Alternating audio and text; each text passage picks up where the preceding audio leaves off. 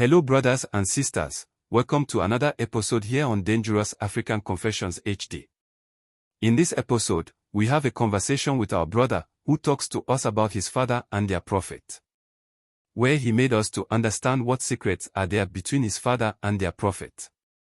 Let us go into this to get the understanding of what our brother wants to share with us.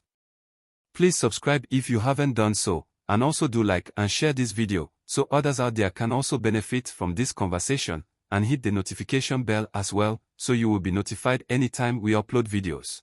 My brother, I needed to tell you this story not to tarnish anybody's image, but as a sign of caution for anyone out there. I lost my grandmother and we all thought that it was for a natural cause. But not until my father died that me as his first son, I got to understand the source of his wealth. His sacrifices he has made. I am talking about my father because it also ties with the prophet I grew up to know as a true man of God. Not knowing he and the good Lord are so much apart when it comes to matters of the spirit. You see, my father was the very good friend of this prophet and we happened to be members of the church as well. All the directions I saw him give my father, I later came to realize were just a mere formality for us to believe it was the doing of the Lord. Not knowing that, they did have their God who they were worshipping behind closed doors. The thing is that, my father fell ill and he died, leaving behind a great wealth. But I came across a book in his safe which had all his life secrets. And that is what I want us to talk about. Whatever I will talk to you about today, is from the perspective of my father. I am not saying, I saw it. But for him to put them in a diary meant and means so much. Everything in it talks a lot about his struggles and everything he did in order to get to this level.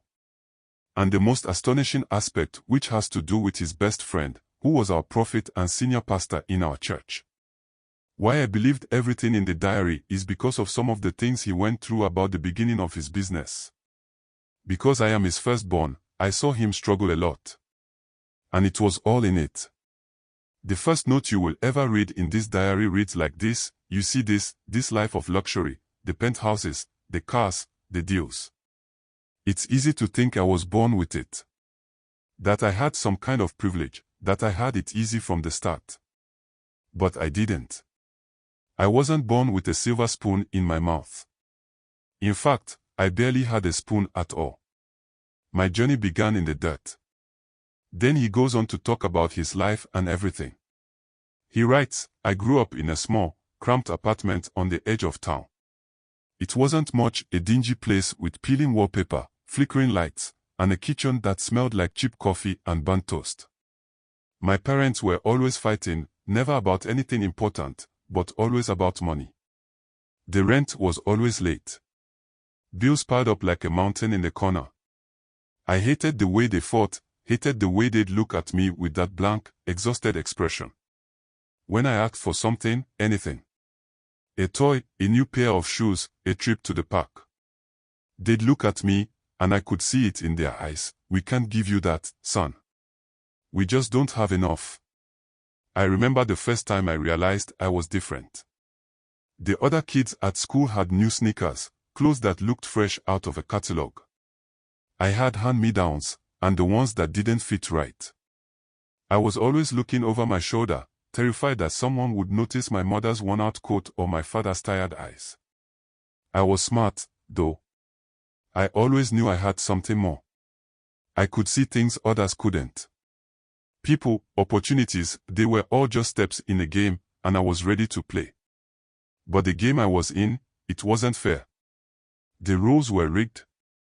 I was born on the losing side, and no matter how hard I tried, I was always going to be stuck there unless I did something about it. I worked hard, believe me. I studied late into the night, poring over books that didn't really interest me, just because I knew education was my only ticket out of that hellhole. I got into a decent college, but that didn't change the fact that I was broke. Every penny I had went into tuition and textbooks, and even then, I had to work just to make ends meet. You think college was going to be the great escape? No. It wasn't. They taught you how to climb, sure. But they didn't tell you the real secret, how to own the ladder. That's what I needed to learn. And I wasn't going to learn it in those classrooms. I made it through, though. Barely. I graduated with honors, but that didn't matter. The world doesn't care about your degree when you've got no experience, no connections. The reality of post-college life hit me hard. I couldn't find a job. And when I did, it was barely enough to cover my bills. It wasn't long before I realized something: I wasn't going to make it the way they told me to. I wasn't going to get ahead by following the rules. I could work myself to the bone, sacrifice everything, and still never climb the mountain. No, the mountain was for the people who knew how to break it down, how to bend the rules. The world wasn't built for people like me. I had to make my own rules. I remember the moment I knew I was going to change. I was sitting in my shitty little apartment, staring out the window at the city. People below were walking, talking, smiling, living their lives, while I sat there with nothing. And I realized something. They weren't any better than me. They didn't have anything I didn't have. All they had was an opportunity one didn't. But that could change. I just needed to know how. In life, sometimes, it's not just about ambition. Sometimes, it's about desperation. The kind of desperation that claws at you from the inside.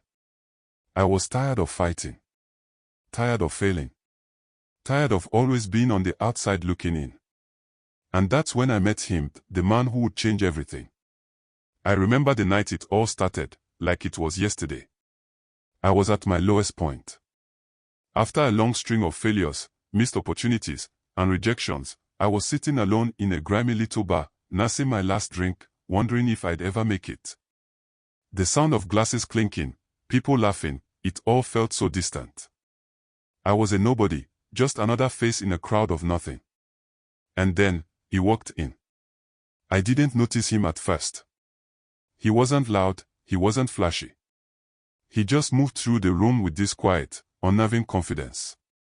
He was older than me, maybe in his late 40s, early 50s, but there was something ageless about him. He didn't look rich, but there was a sharpness in his eyes, a calm control that made everyone around him seem insignificant.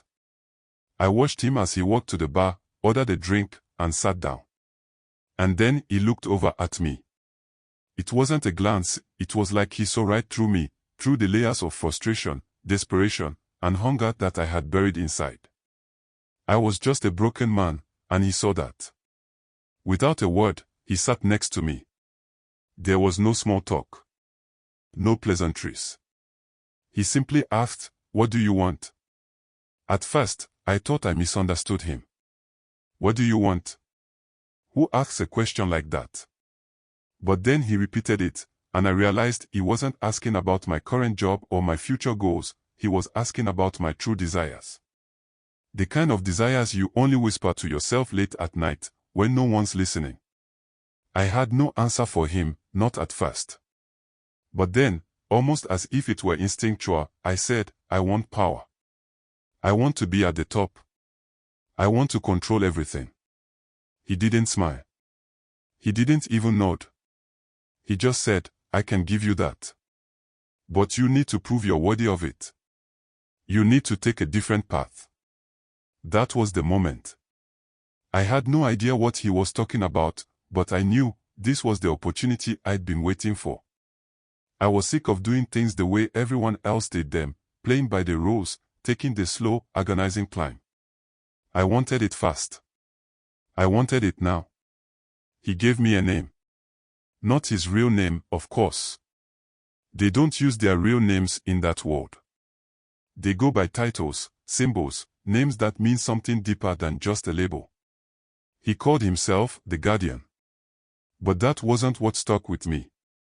What stuck was what he said next. He said that there's a group, a select few, who know the real way. The hidden path. The power that exists beyond what the world shows you. If you're willing to embrace it, we'll teach you how to take control.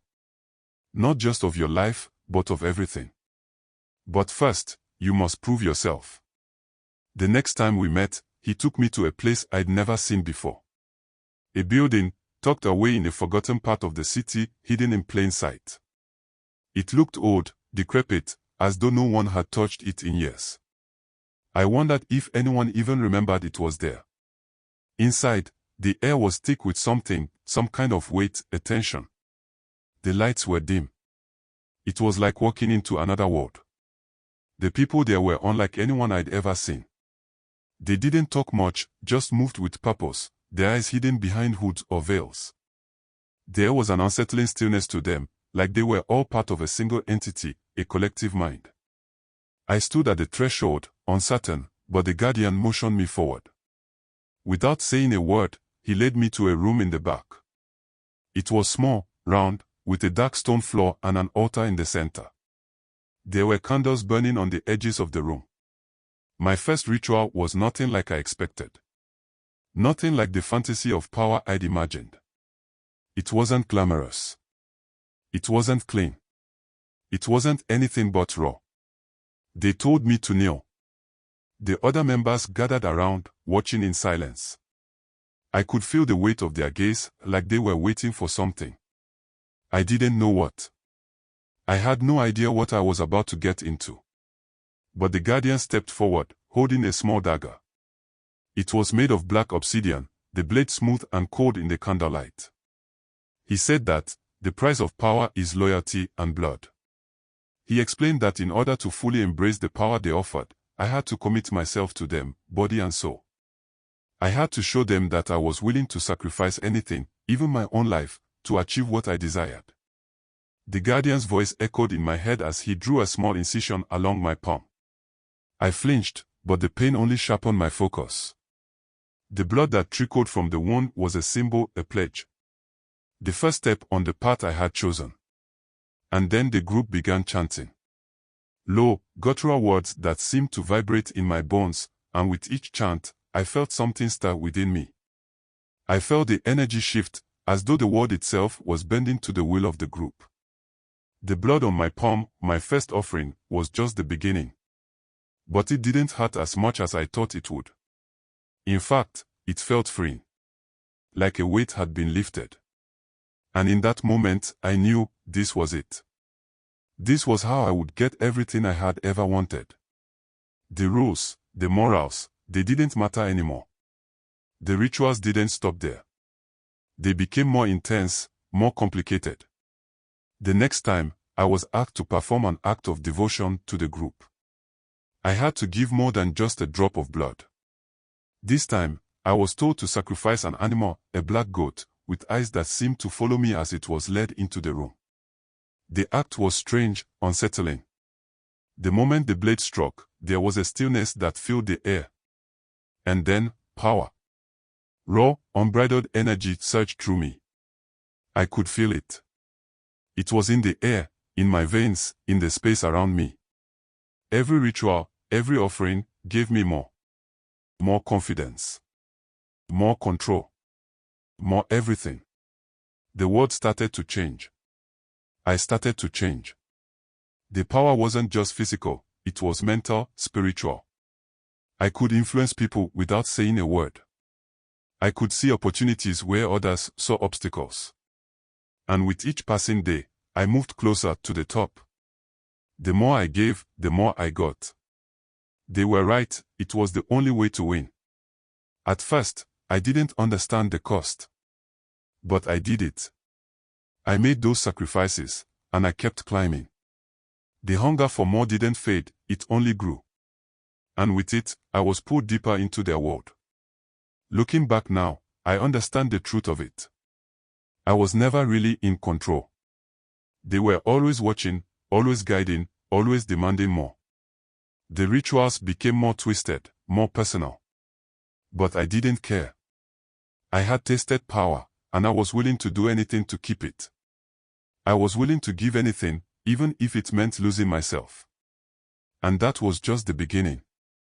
When you're hungry for power, when that hunger grows too strong to be ignored, there comes a point where you have to make a choice.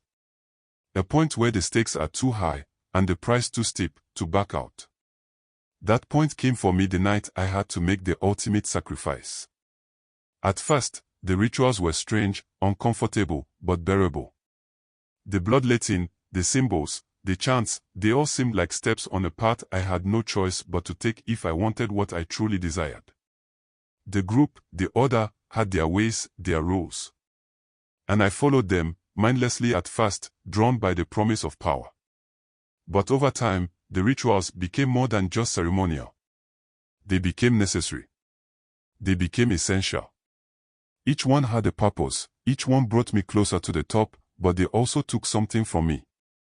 The first time I was asked to do more than just bleed, more than just offer my devotion in a symbol, I didn't question it. They told me that to truly ascend, I had to give something more.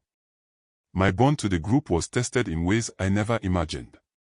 I still remember the first time I was asked to sacrifice someone.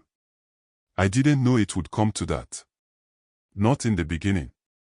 But that hunger, the hunger for more, can make you blind to everything else. I was blind. I had become proficient in the rituals. I had learned to control my fear, to embrace the darkness within. I had participated in the small sacrifices, the rituals that didn't seem to demand too much. But then they told me it was time to go further. They told me that to reach the next level of power, I had to offer something that had true meaning, something that would mark me as a true believer. I didn't understand it at first. The guardian was clear. He told me, to gain what you seek, you must give what you hold most dear. You must show the power you seek is more important than anything else in your life. Only then will you prove you are worthy. I didn't want to believe it. But I was desperate. I had been climbing the ladder, feeling that intoxicating rush of power, and I wasn't about to stop now. The first sacrifice, the one that would truly test me, was my mother. I had been taught to believe that no one could hold me back. Not my family, not my friends, no one. It wasn't about love. It was about power. And if love got in the way of that, then it had to be removed. I knew it would be hard. I thought about my mother constantly. I still remember how she used to smile at me when I was a kid, how she would try to protect me, always telling me that things would get better. She had no idea what I was becoming. She had no idea what I had already done. But the truth is, by the time I was asked to sacrifice her, I had already distanced myself from everyone. My ambition had consumed me.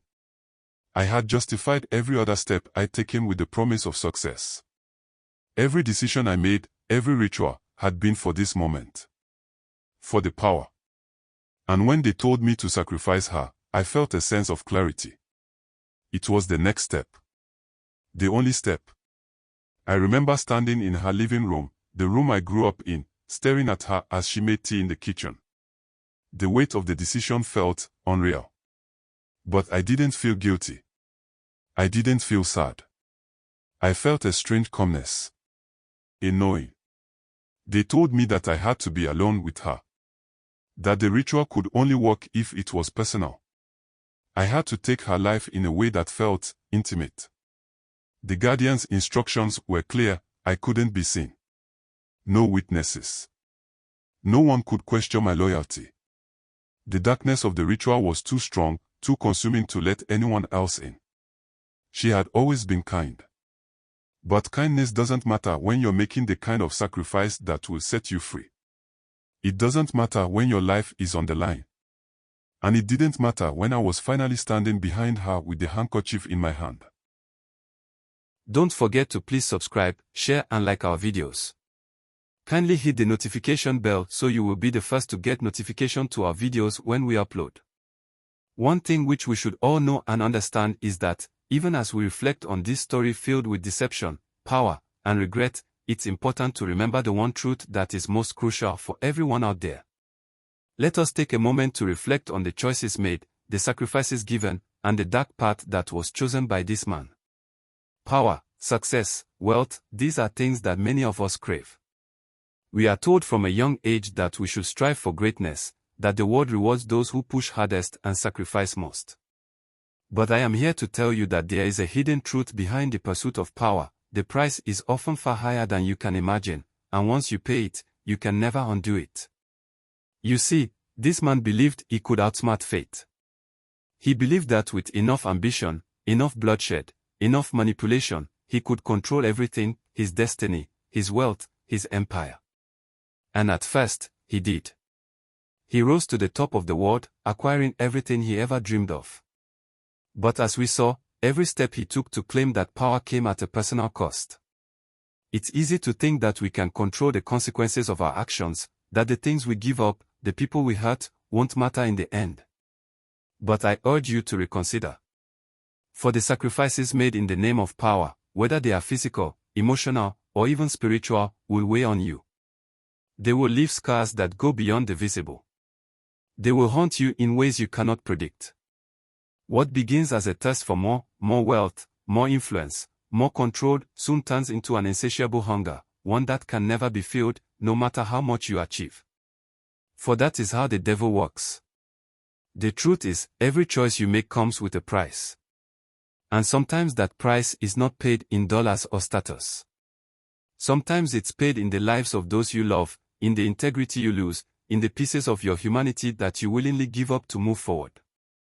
When you make a deal with darkness, you're not just trading your soul for power, you're trading your peace, your conscience, your relationships, and perhaps even your very identity. In conclusion, this episode is a stark reminder that whatever we do in this life, we are bound to pay for it in the days ahead of us. The only thing you need to know is that God is calling you into a deeper, more intimate relationship with Him. And when you have that relationship with Him, you will be able to achieve all that you desire. Don't settle for anything less. We shall meet again in the next video. Thank you.